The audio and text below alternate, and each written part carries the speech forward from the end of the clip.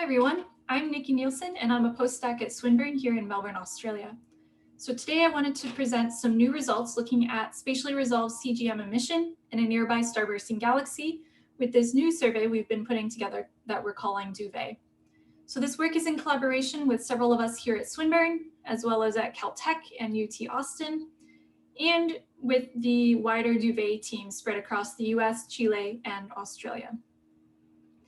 So DUVET aims to test star formation theories, map multi-phase outflows, and importantly for this talk, trace the transfer of gas between the ISM and the CGM using KCWI. So for this survey, we're using a down-the-barrel approach. Thus far, we have observed about 30 galaxies that are nearby analogs of redshift 1 to 3 star-forming galaxies. So each of these galaxies is starbursting. They have a range of stellar masses, they're compact, and at most they're undergoing a minor merger.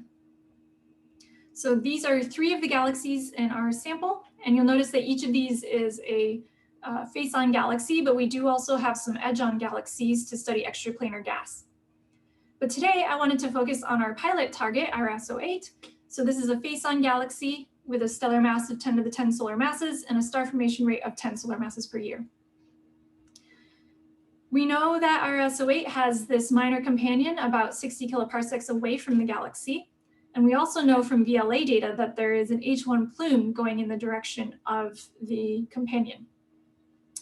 From our 20-minute exposure with KCWI, covering a field of view of 13 by 8 kiloparsecs, we find OIII emission in every location around the cube. So both of these points motivated us to look for CGM and emission around this particular galaxy. So we were able to do 4 different pointings. So 2 of them are directly on the H1 plume found in the VLA data. There's a third that's kind of going off the plume a bit. And then there's a 4th that we are using as more of a control field to see if you need an H1 plume or not to detect CGM emission.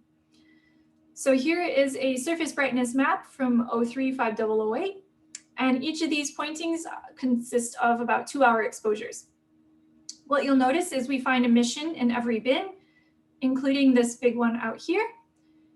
And we also find some sub-kiloparsec structures. So here in pointing 2 in particular, there's this small bright region, which could either be due to a dwarf galaxy or some star formation in this H1 plume. It's unclear at the moment.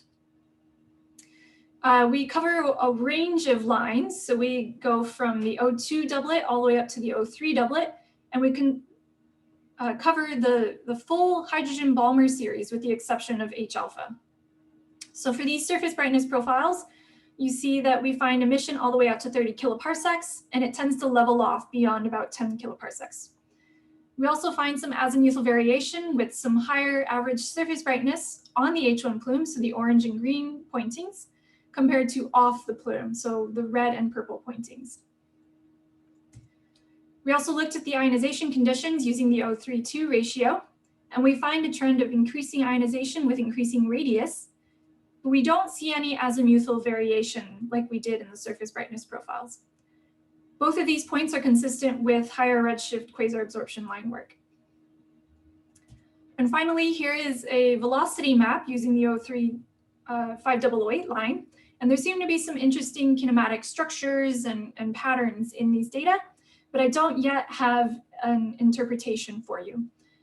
We're currently in the process of writing up the paper, so please stay tuned and hopefully the paper will be out in the next couple months.